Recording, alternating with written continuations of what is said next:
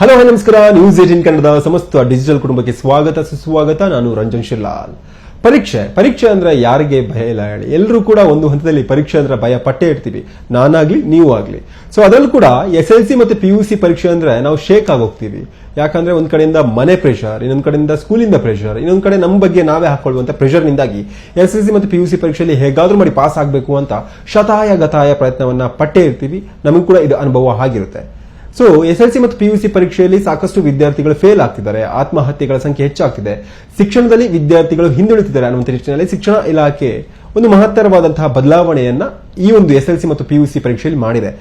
ವರ್ಷಕ್ಕೆ 3 ಬಾರಿ ಪರೀಕ್ಷೆಯನ್ನ ಕಂಡಕ್ಟ್ ಮಾಡುತ್ತಂತೆ ಶಿಕ್ಷಣ ಇಲಾಖೆ. ಅಂದ್ರೆ SSLC ಮತ್ತು PUC ಪರೀಕ್ಷೆಯನ್ನ ಫೈನಲ್ ಪರೀಕ್ಷೆಯನ್ನ ಬರೆದ ಮೇಲೆ ವರ್ಷಕ್ಕೆ ಮತ್ತೆ 2 ಬಾರಿ ನೀವು ಪರೀಕ್ಷೆಯನ್ನ ಬರೀಬಹುದು. ಈ 2 ಬಾರಿ ಕೂಡ ಪರೀಕ್ಷೆ ಬರೆಯುವಂತಹ ಸಂದರ್ಭದಲ್ಲಿ ನಿಮಗೆ ಮಹತ್ತರವಾದಂತಹ ಆಪ್ಷನ್ ಅನ್ನ ಶಿಕ್ಷಣ ಇಲಾಖೆ ನೀಡಿರುವಂತದ್ದು. ಶಾಲಾ ಪರೀಕ್ಷೆ ಮತ್ತು ಮೌಲ್ಯ ನಿರ್ಣಯ ಮಂಡಳಿಯಿಂದ ಈ ಒಂದು ನಿರ್ಧಾರವನ್ನ ಮಾಡಲಾಗಿದೆ. ಈಗಾಗಲೇ ನಿಮಗೆಲ್ಲ ಗೊತ್ತಿರುವಂತೆ SSLC ಮತ್ತು PUC ಎರಡೂ ಕೂಡ ಮರ್ಜ್ ಆಗಿದೆ.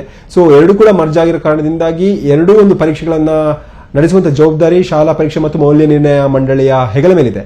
ಹಿನ್ನೆಲೆಯಲ್ಲಿ ಈ ಬಾರಿಯ ಒಂದು ಪರೀಕ್ಷೆಯಲ್ಲಿ ಮಹತ್ತರ ಬದಲಾವಣೆಯನ್ನ ಮಾಡಿರುವಂತದ್ದು. ಬದಲಾವಣೆ ನಂಬರ್ 1 ಏನು ಅಂತ ನೋಡೋದಾದ್ರೆ, ಈ ವರ್ಷ ಈಗಾಗಲೇ ಎಲ್ಲ ವಿದ್ಯಾರ್ಥಿಗಳಿಗೆ ಪೋಷಕರಿಗೆ ಗೊತ್ತಿರೋ ಹಾಗೆ ನಾವು SSLC ಮತ್ತು PUC ಮೂರು ಎಕ್ಸಾಮಿನೇಷನ್ ಅನ್ನು ಮಾಡ್ತಾ ಇದ್ವಿ.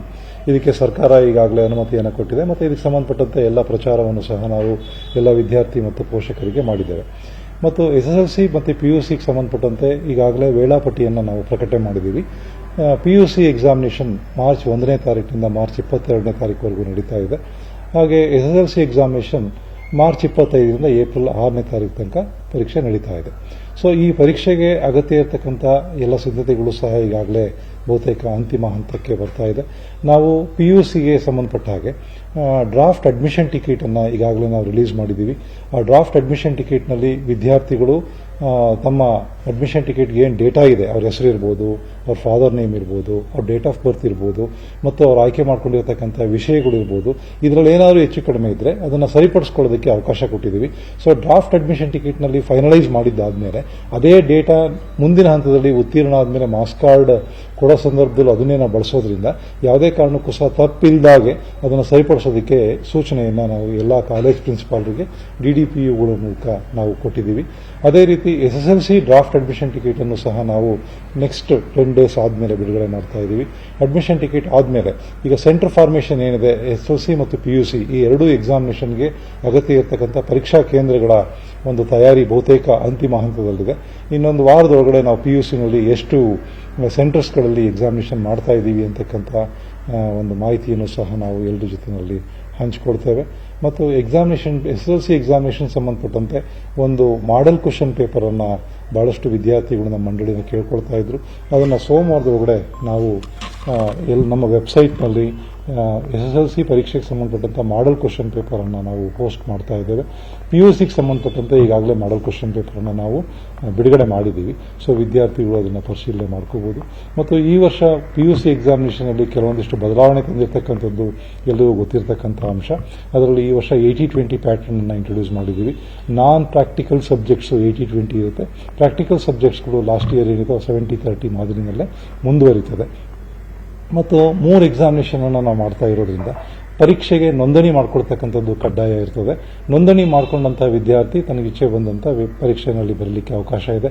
ಈ ಉದಾಹರಣೆಗೆ ಮೊದಲನೇ ಎಕ್ಸಾಮಿನೇಷನಲ್ಲಿ ವಿದ್ಯಾರ್ಥಿ ಪರೀಕ್ಷೆ ಆದಮೇಲೆ ತನಗೆ ಯಾವುದಾದ್ರೂ ವಿಷಯದಲ್ಲಿ ಅಂಕಗಳು ತೃಪ್ತಿ ಇಲ್ಲ ಅಂತ ಹೇಳಿದ್ರೆ ಅದನ್ನು ಇಂಪ್ರೂವ್ಮೆಂಟ್ ತಗೊಳ್ಳೋದಕ್ಕೆ ಮುಂದಿನ 2 ಪರೀಕ್ಷೆಗಳು ಅವನಿಗೆ ಅವಕಾಶ ಸಿಗ್ತದೆ. ಇಂಪ್ರೂವ್ಮೆಂಟ್ ತಗೊಂಡ್ಮೇಲೆ ಸಪೋಸ್ ಒಬ್ಬ ವಿದ್ಯಾರ್ಥಿ 3 ಎಕ್ಸಾಮಿನೇಷನ್ ಬರೆದಿದ್ದ ಅಂತ ಇಟ್ಕೊಳ್ಳಿ, ಒಂದು ಸಬ್ಜೆಕ್ಟಲ್ಲಿ ಯಾವುದು ಹೈಯೆಸ್ಟ್ ಮಾರ್ಕ್ಸ್ ತೆಗೆದಿರ್ತಾನೆ ಅದನ್ನೇ ನಾವು ಪರಿಗಣಿಸೋದಕ್ಕೆ ಈ ವರ್ಷ ಸರ್ಕಾರ ಅವಕಾಶ ಮಾಡಿದೆ. ಸೊ ಇದರಿಂದ ವಿದ್ಯಾರ್ಥಿಗೆ ತುಂಬ ಅನುಕೂಲ ಆಗ್ತದೆ. ಕಳೆದ ವರ್ಷ ನಾವು 2ನೇ PUCಗೆ 2ನೇ ಸಪ್ಲಿಮೆಂಟರಿ ಎಕ್ಸಾಮಿನೇಷನ್ ಮಾಡಿದ ಮೇಲೆ ಸುಮಾರು 42,000 ವಿದ್ಯಾರ್ಥಿಗಳು ಉತ್ತೀರ್ಣರಾದರು. ಸೊ ಅವರಿಗೆ ಅಷ್ಟು ಜನ ವಿದ್ಯಾರ್ಥಿಗಳಿಗೆ ಉನ್ನತ ಶಿಕ್ಷಣವನ್ನು ಮುಂದುವರಿಸೋದಕ್ಕೆ ಅನುಕೂಲ ಆಯಿತು. ಹಾಗಾಗಿನೇ ಸರ್ಕಾರ 3 ಎಕ್ಸಾಮಿನೇಷನ್ ಇಂಟ್ರೊಡ್ಯೂಸ್ ಮಾಡಿದೆ.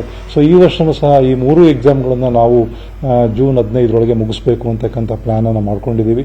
ಸೊ ದಟ್ ಈ 3 ಎಕ್ಸಾಮಿನೇಷನ್ ಆದಮೇಲೆ ಉನ್ನತ ಶಿಕ್ಷಣಕ್ಕೆ ಹೋಗೋದಕ್ಕೆ PUCನಲ್ಲಿ ಪಾಸಾದಂಥ ವಿದ್ಯಾರ್ಥಿಗಳಿಗೆ ಅನುಕೂಲ ಆಗುತ್ತೆ.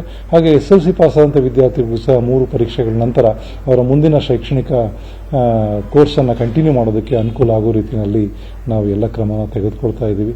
ಮತ್ತು ಪರೀಕ್ಷೆ ಮುಗಿದ ನಂತರ ಸಾಧ್ಯವಾದಷ್ಟು ಶೀಘ್ರದಲ್ಲಿ ಫಲಿತಾಂಶವನ್ನು ಕೊಡಬೇಕು ಅಂತಕ್ಕಂಥ ಒಂದು ಪ್ರಯತ್ನದಲ್ಲೂ ಸಹ ಸಾಕಷ್ಟು ಮಂಡಳಿ ಈಗ ಶ್ರಮ ಮಾಡ್ತಾ ಇದೆ.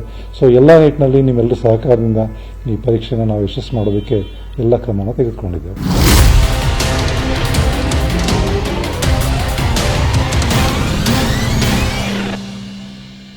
ಕನ್ನಡಿಗರ ನೆಚ್ಚಿನ ನ್ಯೂಸ್ 18 ಕನ್ನಡ ಈಗ ವಾಟ್ಸ್ಆಪ್ನಲ್ಲೂ ಲಭ್ಯ. ಕರ್ನಾಟಕ, ದೇಶ ವಿದೇಶಗಳ 360 ಡಿಗ್ರಿ ಸುದ್ದಿಯ ವಿವರಗಳನ್ನ ನಿಮ್ಮ ಕೈ ಬೆರಳುಗಳಲ್ಲೇ ಪಡಿಲಿಕ್ಕೆ ಈ QR ಕೋಡ್ ಅನ್ನ ಸ್ಕ್ಯಾನ್ ಮಾಡಿ, ನಮ್ಮ ಚಾನಲ್ ಫಾಲೋ ಮಾಡಿ, ನೋಟಿಫಿಕೇಶನ್ ಆನ್ ಮಾಡಿ.